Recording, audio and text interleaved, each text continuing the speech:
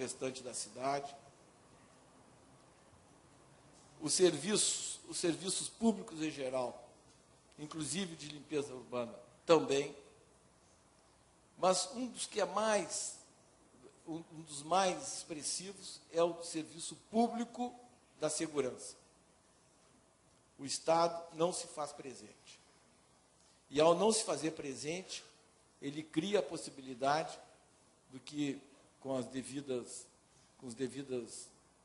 respeitos ao uso indevido do termo, o que a gente poderia chamar de uma cidade da anomia.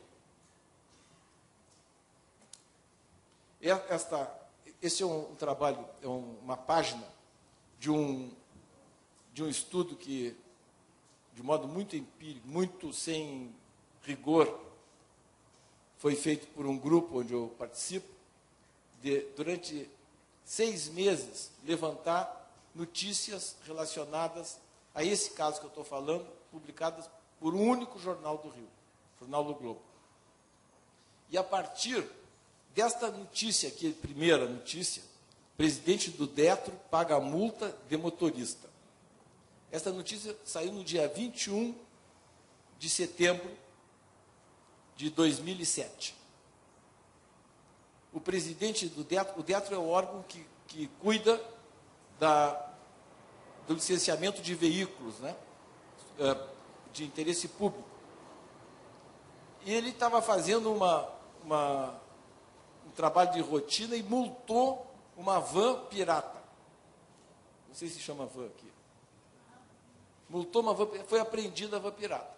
E ele estava dando uma entrevista para a TV Globo, no Jornal do Meio-Dia.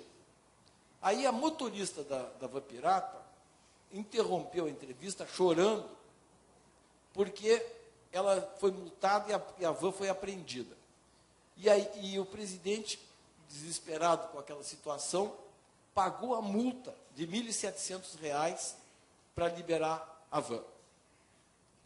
Aí terminou a entrevista, às 14h, o Detro emite uma nota dizendo que aquilo não é rotina, que aquilo é absolutamente inusitado, que o presidente ficou surpreendido com aquilo e pagou para evitar que a motorista voltasse para o seu lugar de origem, que era no Recreio dos Bandeirantes, sem a van, com o que ela seria seriamente prejudicada pelos donos do lugar, pelos bandidos que dominavam a área.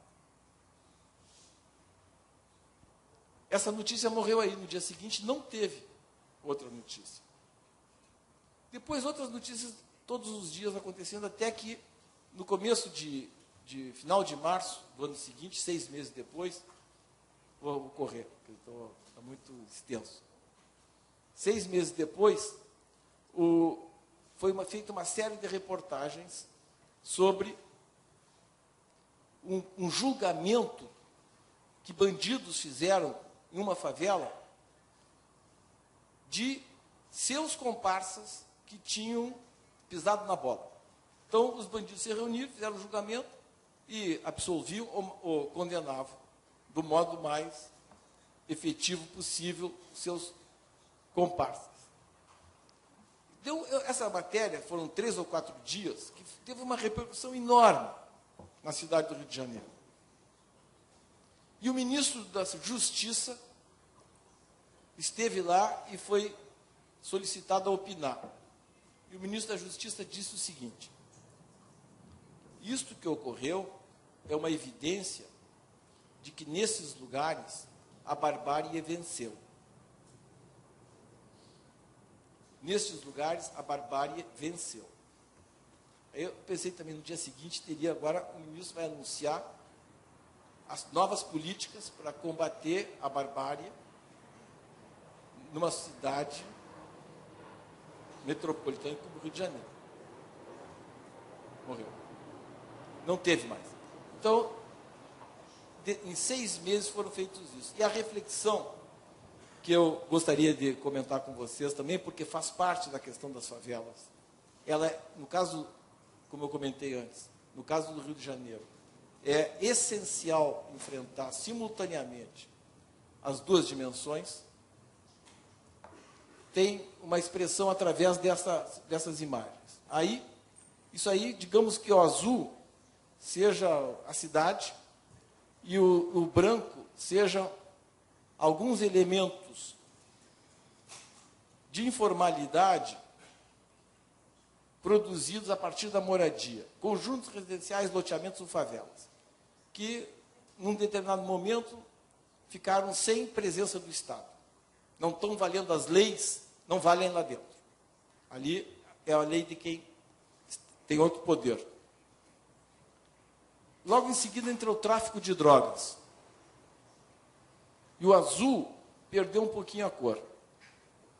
Depois, o tráfico de drogas ficou mais poderoso e ele passou a dominar o transporte, a energia e a comunicação. Gás, eletricidade, vans, motoboys, rádio pirata, TV pirata, lazer, as praças públicas, as áreas esportivas, a imobiliária. A favela deixa de ser um lugar onde a família constrói a sua moradia, passa a ser um lugar de negócio imobiliário cada vez mais importante para a produção da moradia para venda ou para a produção da moradia de aluguel, e sendo de aluguel fora das leis do inquilinato, obviamente, que cria uma rede que se desdobra por sobre o tecido da cidade formal, incorporando a cidade formal, e que passa a ser tão poderosa que pode ser trocada, aquele última palavra lá, segurança, por milícias que expulsam os traficantes e permanecem detentoras do conjunto das atividades econômicas importantes.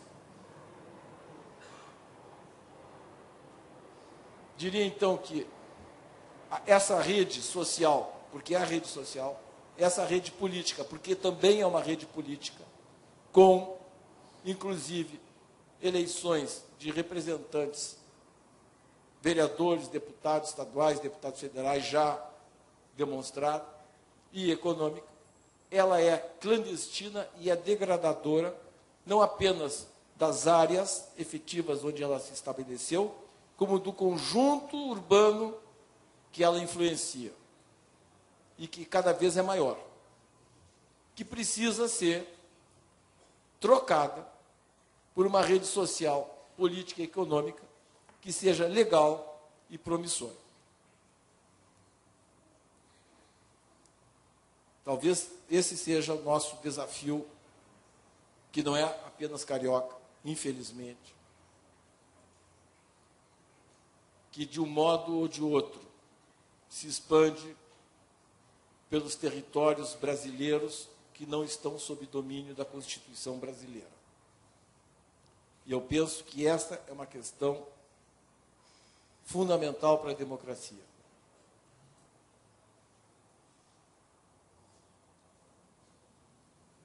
Vou correr.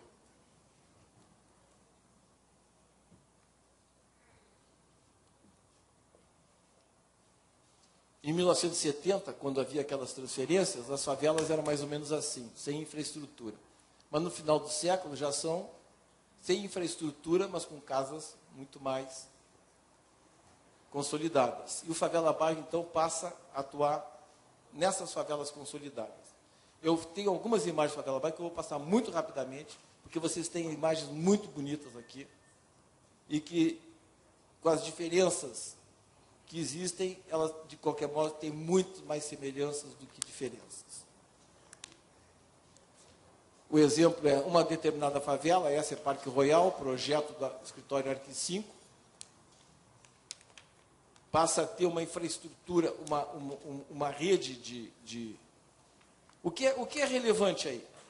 É que uma determinada favela passa a poder ser entendida pelo saber arquitetônico e urbanístico em integração com a realidade social dos moradores, e a partir daí é possível traçar um instrumento de incorporação desta comunidade fora da cidade para a vida contemporânea.